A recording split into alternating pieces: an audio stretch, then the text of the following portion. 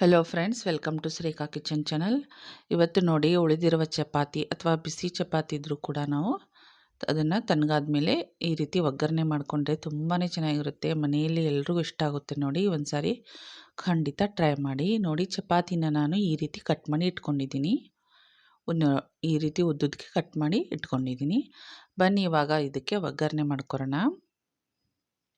ಮೊದಲಿಗೆ ಇಲ್ಲಿ ಒಂದು ಕಡಾಯಿನ ನಾನು ಕಾಯಕ್ಕಿಟ್ಟಿದ್ದೀನಿ. ಇದಕ್ಕೆ ನೋಡಿ ಒಂದು 3-4 ಟೇಬಲ್ ಸ್ಪೂನ್ ಆಗೋಷ್ಟು ಆಯಿಲನ್ನು ಸೇರಿಸ್ಕೊರೋಣ. ನೆಕ್ಸ್ಟ್ ನೋಡಿ, ಇಲ್ಲಿ ಎಣ್ಣೆ ಎಲ್ಲ ಬಿಸಿ ಆದಮೇಲೆ ಇದಕ್ಕೆ ಸ್ವಲ್ಪ ಜೀರಿಗೆನ ಸೇರಿಸ್ಕೊರೋಣ. ಮತ್ತು ಇವಾಗ ನೋಡಿ, ಬೆಳ್ಳುಳ್ಳಿನ ನಾನು ಈ ರೀತಿ ಸಣ್ಣದಾಗಿ ಕಟ್ ಮಾಡಿ ಸೇರಿಸ್ಕೊತಾ ಇದ್ದೀನಿ. ಅಂದರೆ ಇದ್ರದ್ದು ಫ್ಲೇವರು ತುಂಬಾ ಚೆನ್ನಾಗಿ ಬರುತ್ತೆ. ನೋಡಿ,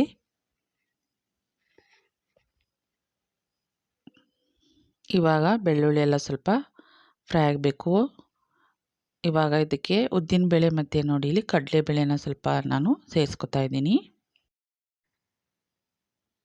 ಇವಾಗ ಇದು ಸ್ವಲ್ಪ ಫ್ರೈ ಆಗಲಿ. ನೆಕ್ಸ್ಟ್ ಇಲ್ಲಿ ಈರುಳ್ಳಿನ ನೋಡಿ, ಒಂದು ಈರುಳ್ಳಿನ ನಾನು ಈ ರೀತಿ ಉದ್ದಕ್ಕೆ ಕಟ್ ಮಾಡಿಟ್ಕೊಂಡಿದ್ದೆ. ಇದನ್ನು ಸೇರಿಸ್ಕೊತಾ ಇದ್ದೀನಿ. ಇವಾಗ ಈರುಳ್ಳಿ ಸ್ವಲ್ಪ ಫ್ರೈ ಮಾಡ್ಕೊರೋಣ. ಇವಾಗ ನೋಡಿ, ಇಲ್ಲಿ ಕ್ಯಾಪ್ಸಿಕಮ್ನ ಉದ್ದಕ್ಕೆ ಈ ರೀತಿ ಒಂದು ಕಟ್ ಮಾಡಿ ಸೇರಿಸ್ಕೊತಾ ಇದ್ದೀನಿ. ಆಮೇಲೆ ಇದಕ್ಕೆ ಕ್ಯಾಬೇಜು, ನಿಮ್ಗೆ ಯಾವುದಾದ್ರೂ ವೆಜಿಟೇಬಲ್ ಬೇಕಿದ್ದರೆ ಸೇರಿಸ್ಕೋಬೋದು. ಇವಾಗ ಕರಿಬೇವು ಸ್ವಲ್ಪ ಸೇರಿಸ್ಕೊಂಡಿದ್ದೀನಿ. ಇವಾಗ ಇದು ಸ್ವಲ್ಪ ಫ್ರೈ ಮಾಡ್ಕೋಬೇಕಾಗುತ್ತೆ. ಇದಕ್ಕೆ ನಾವು ಎಲ್ಲ ಥರ ವೆಜಿಟೇಬಲ್ನ ಈ ರೀತಿ ಸೇರಿಸ್ಕೊಂಡು ಮಾಡಿದರೆ ತುಂಬ ಚೆನ್ನಾಗಿ ಬರುತ್ತೆ. ನೋಡಿ, ಇಲ್ಲಿ ಕ್ಯಾರೆಟ್ನ ಸ್ವಲ್ಪ ನಾನು ತುರಿದು ಈ ರೀತಿ ಸೇರಿಸ್ಕೊತಾ ಇದ್ದೀನಿ. ಇದನ್ನು ಕೂಡ ಸ್ವಲ್ಪ ಹಸಿ ವಾಸನೆ ಎಲ್ಲ ಹೋಗೋವರೆಗೂ ನಾವು ಎಲ್ಲ ಫ್ರೈ ಮಾಡ್ಕೋಬೇಕು. ಈ ವೆಜಿಟೇಬಲ್ನ ಸ್ವಲ್ಪ ಚೆನ್ನಾಗಿ ಫ್ರೈ ಮಾಡ್ಕೋಬೇಕು. ನೋಡಿ, ಅದರದ್ದು ಫ್ಲೇವರ್ ತುಂಬ ಚೆನ್ನಾಗಿ ಬರುತ್ತೆ.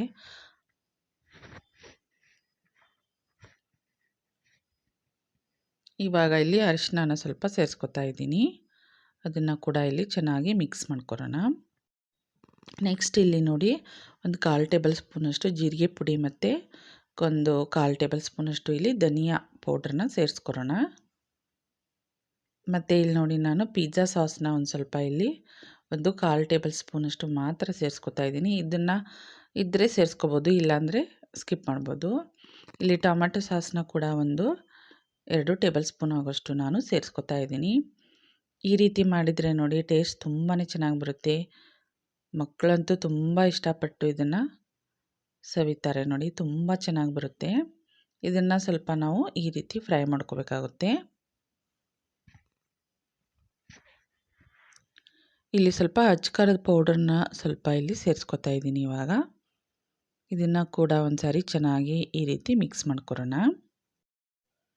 ಹಾಗೆ ನೋಡಿ, ಹೊಸದಾಗಿ ನೋಡೋರು ನಮ್ಮ ವಿಡಿಯೋನ ಪ್ಲೀಸ್ ಲೈಕ್ ಮಾಡಿ, ಶೇರ್ ಮಾಡಿ, ಕಮೆಂಟ್ ಮಾಡಿ ಮತ್ತು ಸಬ್ಸ್ಕ್ರೈಬ್ ಮಾಡ್ಕೊಳ್ಳಿ ಮತ್ತು ಸಪೋರ್ಟ್ ಮಾಡಿ.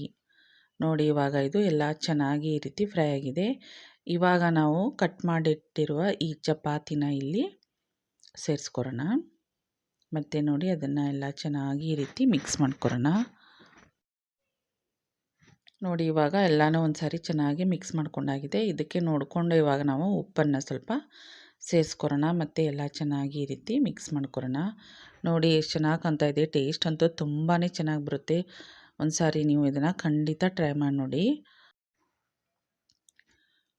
ನೋಡಿ, ಇವಾಗ ನಮ್ಮ ಚಪಾತಿ ಒಗ್ಗರಣೆ ರೆಡಿಯಾಗಿದೆ. ನೋಡಿ, ಎಷ್ಟು ಚೆನ್ನಾಗಿ ಕಾಣ್ತಿದೆ. ಟೇಸ್ಟ್ ಅಂತೂ ಸೂಪರಾಗಿರುತ್ತೆ. ನೋಡಿ, ಒಂದು ಸಾರಿ ಇದನ್ನು ಖಂಡಿತವಾಗಿಯೂ ಟ್ರೈ ಮಾಡಿ ನೋಡಿ.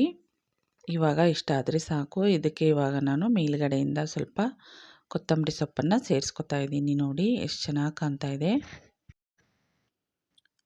ನೋಡಿದ್ರಲ್ಲ ಫ್ರೆಂಡ್ಸ್, ಯಾವ ರೀತಿ ನಾವು ಮನೆಯಲ್ಲಿ ಚಪಾತಿ ಇದ್ದರೆ ಈ ರೀತಿ ಒಗ್ಗರಣೆ ಮಾಡ್ಕೋಬೋದು ಅಂತ.